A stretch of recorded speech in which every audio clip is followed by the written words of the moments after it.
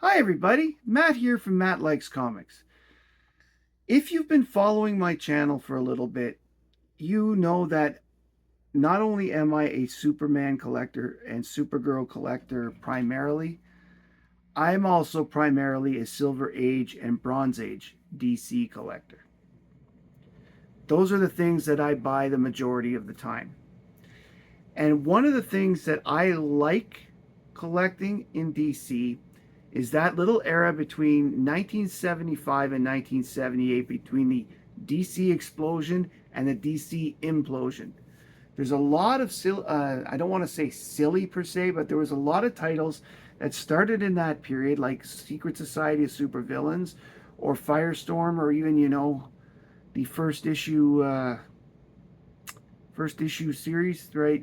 That had Warlord and all that stuff, Lady Cop and those kinds of things that came out, and they brought back things like the Metal Men and the Inferior Five. They were trying them out. It was a cool time.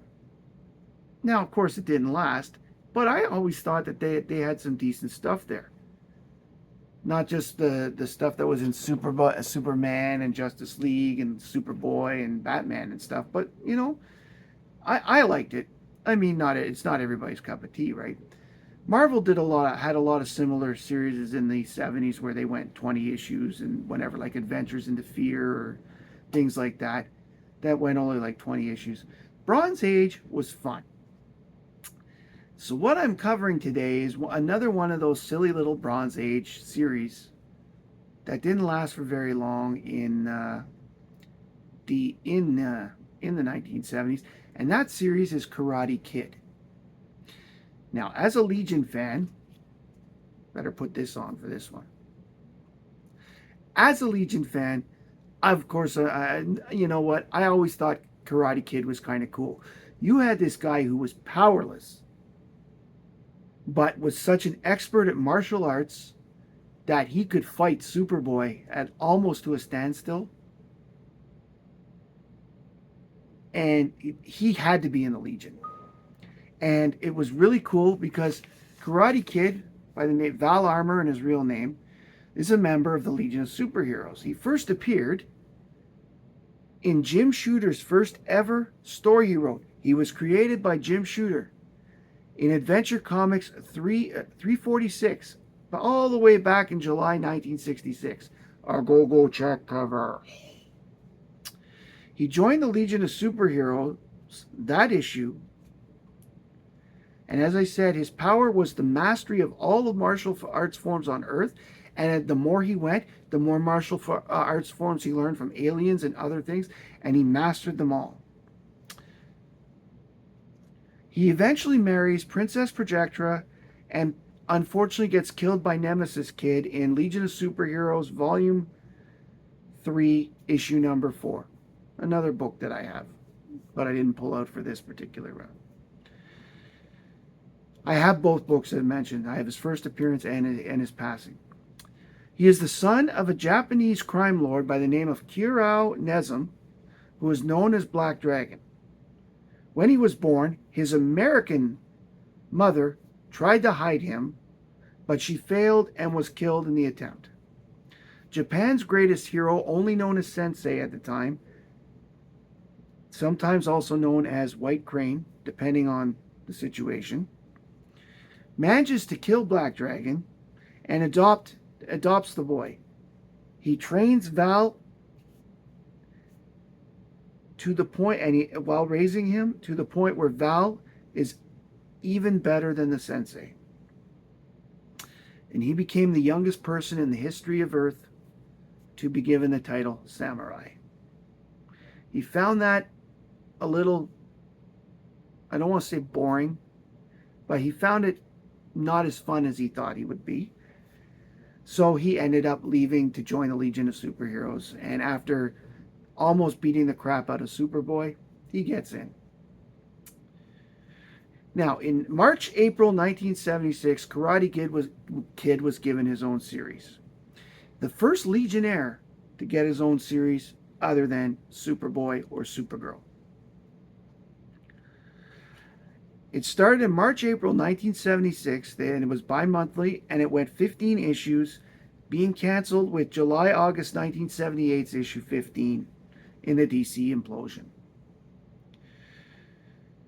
The whole premise of this series is that Val is trying to prove himself to the King of Orlando that he is a very good fit for Princess Projectra, that he is worthy of being her husband. Orlando is a medieval world. They act like a medieval and all that other stuff. So, in order to do that, he spends 1 year in the 20th century to do the task and to learn. The issues I'm going to show you are the ones that I have of the run. There are 5. This is issue 7. The story is called The Gyro Master Strikes Twice. The cover is by Mike Grell and is written by David Michelnik. Pencils are done by Rick Estrada and inks by Joe Staton. And basically, Karate Kid goes up against the Gyro Master, not the Gyro Maker. That's the guy who makes the Greek sandwiches. The Gyro Master is a spinning villain whose motion repels all attacks, but Karate Kid manages to get through and win in the end. This is a cool cover. Who doesn't like Mike Grell? Raise your hand. Next up is issue 8. This is the first appearance of Pulsar.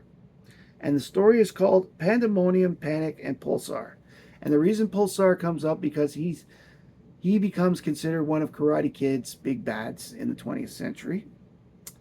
The cover is by Mike Grell, written by David Michelini, pencils by Rick Estrada, inks by Joe Staton. Pulsar, a reluctant but deadly hitman armed with a power staff, is given a contract on Commissioner Banner, and Karate Kid has to stop him from killing the Commissioner. Now, Pulsar only made a handful of appearances, but they're all in Karate Kid stories. His last appearance led to his death, and that was in Brave of the Bold 198. Another book I have.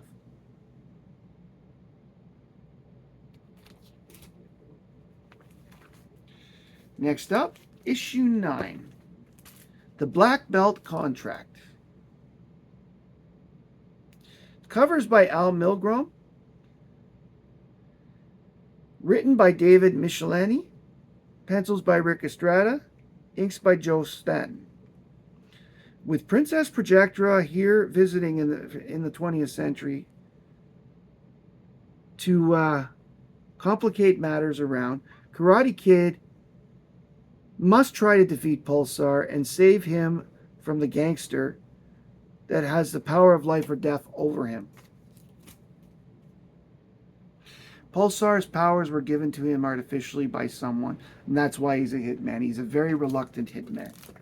But he's broke, poor, 1970s, and he lives in the ghetto and all that other stuff. So this is Karate Kid number 10. Death Duel on Orlando. Covers by Al Milgrom and Jack Abel. Written by David Michelini. Pencils by Rick Estrada, and the inks are by Jack Abel as well. Karate Kid returns briefly to the 30th century to save Projectra's father from the Black Dragon. This Black Dragon is was the one who became Black Dragon after the death of Karate Kid's father. He has sworn vengeance on the kid for his mentor's death. And so, 30th century being what it is, it wasn't hard to find out where Karate Kid went. Legionnaires, very, very visible in the world of the 30th century. And the last issue for this video and of the series is issue 15, Bring Back My Future to Me. Cover is by Rich Buckler and Jack Abel. The writer is Bob Rozakis and Jack C. Harris together. And the pencils are by Juan Ortiz and the inks are by Jack Abel. Karate Kid takes Diamond Death, who is his friend Iris, who has been transformed. And this is Iris is his friend he's met in the 20th century. She loves the kid, but he only sees her as a friend. He takes her in the Legion time spear back to the 30th century. Unfortunately, due to the manipulation of the timeline by various bad guys, they don't quite show who it is. They say, is it him? Is it him? Similar to that. Was it Mr. Garrison? And such and forth, right? From South Park. They arrive in an alternate reality. This, of course, is Kamandi's world that they've landed on. Karate Kid is surprised when he's the talking animals and stuff, and he gets captured, and he's told he has to fight Kamandi in order to rescue Kamandi from the lobster people. And the fight they want him to recreate is from Enter the Dragon, the movie from the 20th century. This story continues into Kamandi 58, which I believe was the last issue of that series. Or if not, it was pretty close. So this issue ends on a cliffhanger, and so that's the series ends on a cliffhanger.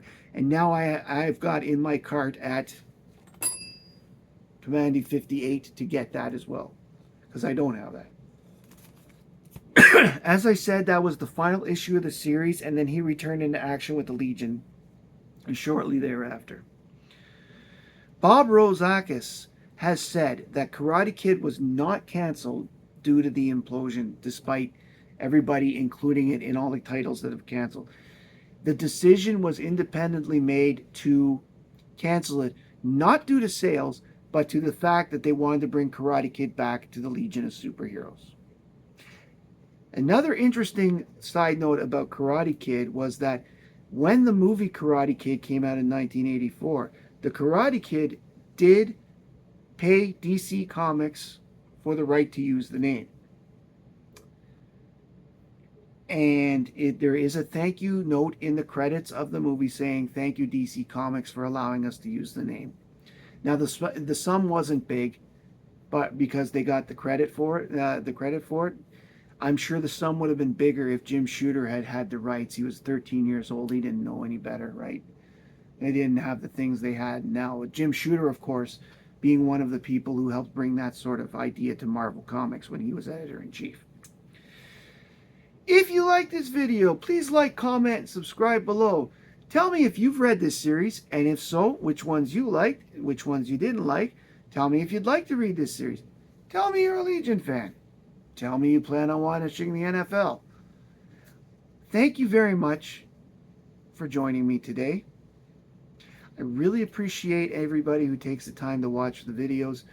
You know, I do these for the purpose of, I like showing off my collection, I like talking about comics, and I like when other people talk about comics to me. I love watching other videos too, because I get to learn a lot of stuff. Thank you all for coming today. My name is Matt. I like comics, and I hope you do too. Bye, everybody.